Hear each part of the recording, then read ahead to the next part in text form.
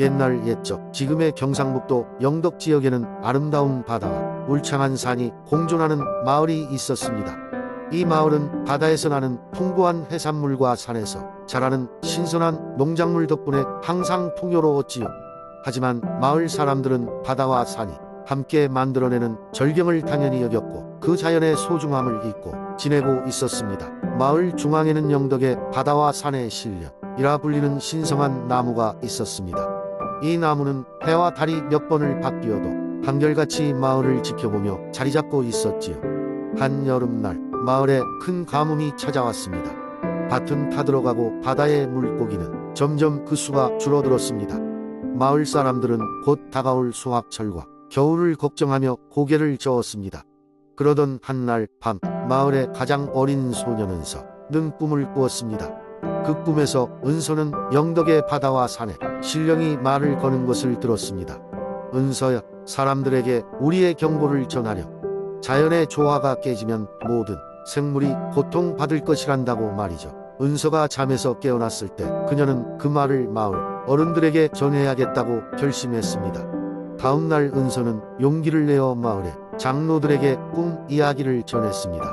장로들은 처음에 그녀의 말을 믿지 않았지만 은서의 진지한 눈빛과 마을의 상황을 다시 생각하며 고민에 빠졌습니다. 그때 돌연 바람이 일어났고 영덕의 바다와 산이 신령이 깃든 나무에서 환한 빛이 뿜어져 나왔습니다. 그 빛은 마치 살아있는 생물처럼 마을을 감싸며 모든 사람의 마음을 깨끗이 닦아주었습니다. 장로들은 그제서야 깨달았습니다. 자연과의 친화가 얼마나 중요한지, 그리고 그들의 삶이 자연과 얼마나 깊은 연관이 있는지를 말입니다. 그렇게 마을 사람들은 다시는 자연을 소홀히 대하지 않겠다고 맹세하며 흐트러진 산과 바다를 정성껏 가꾸기 시작했습니다. 그리하여 가뭄은 차츰 끝이 나고 풍성한 수확물이 다시 마을을 축복했습니다.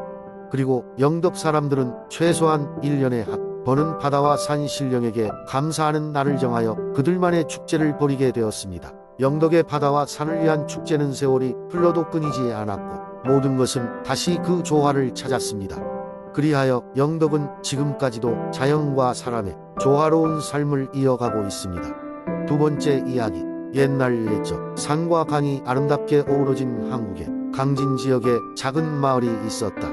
이곳 주민들은 땅과 바다를 가꾸며 평화롭고 조화로운 생활을 이어갔다. 마을 중심에는 청명한 물결이 흐르는 강이 있었고 그 근처에는 선량한 마음씨로 유명한 소년 이름하여 수민이가 살고 있었다. 수민이는 조용하고 관찰력 있는 소년이었다. 어릴 때부터 그는 자연을 사랑하였고 특히 강에서 노는 것을 즐겼다. 하루는 강가에서 놀던 수민이는 강 속에서 반짝이는 물체를 발견하였다. 그것은 고운 비늘을 가진 작은 용이었다. 놀랍고 신비로운 광경에 수민이는 흥분을 감출 수 없었다.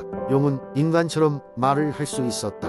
안녕, 수민아, 나는 이 강을 지키는 작은 수호용이란다. 내가 이곳에 나타난 이유는 곧 큰 위기가 닥칠 것이기 때문이야. 그런데 너에게 특별한 능력이 있으니 나를 도울 수 있을 거란다. 수민이는 처음에 믿기 어려웠지만 용의 진지한 눈빛에 이끌려 이야기를 들었다. 용은 강과 마을에 다가오는 위험을 설명했으며 수민이에게 도움을 요청했다. 그 위기는 바로 멀리 서쪽에서 밀려오는 큰 홍수가 마을을 덮칠 것이라는 것이었다. 수민이는 심각한 얼굴로 용의 말을 듣고 결심하였다.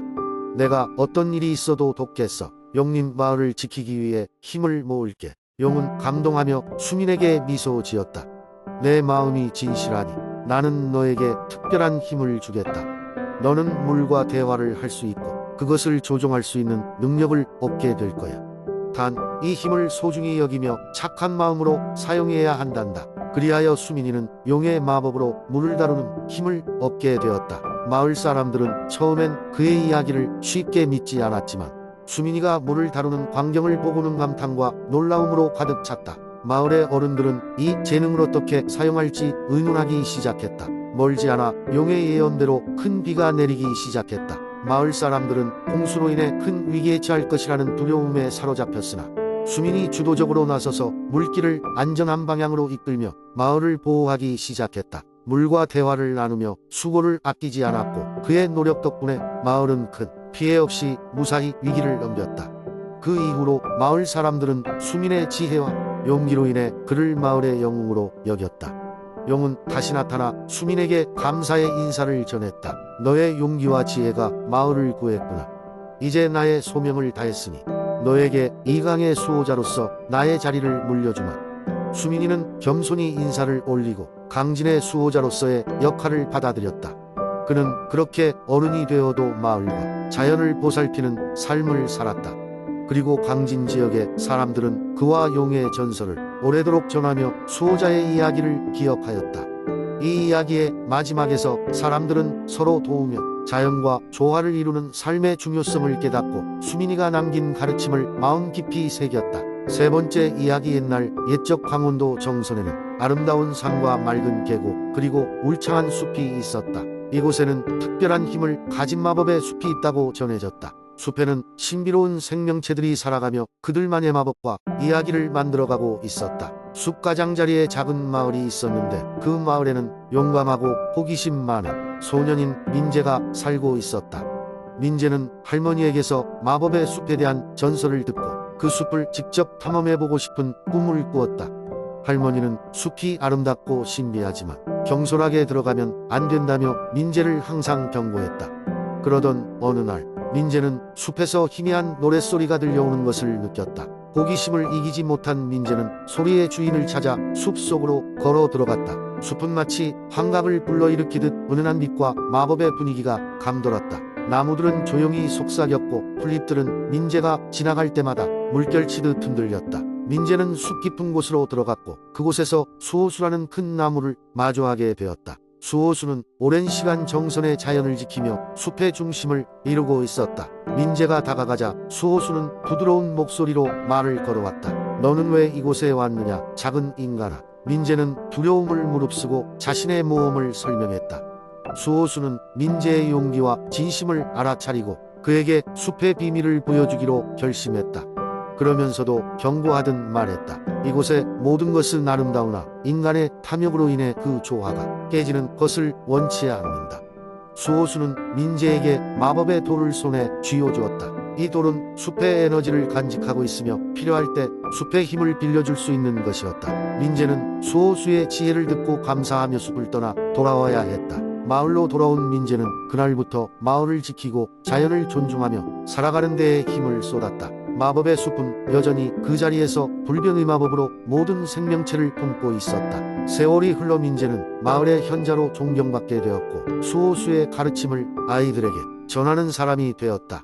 정선의 마을 사람들은 숲을 귀하게 여기며 자연과 함께 살아가는 법을 터득하게 되었다고 한다. 그리고 여전히 누군가 숲의 경이로움을 확인하기 위해 들어가면 수호수가 지혜로운 조언으로 맞아주었으며 그곳엔 언제나 신비로운 이야기가 피어오르고 있었다. 네 번째 이야기. 아주 오래전 경상북도 안동의 고즈넉한 마을에는 신비로운 이야기가 전해져 내려오고 있었다. 안동의 외곽 잔잔한 물결이 일렁이던 작은 호수에는 한때 용이 살았다고 전해진다.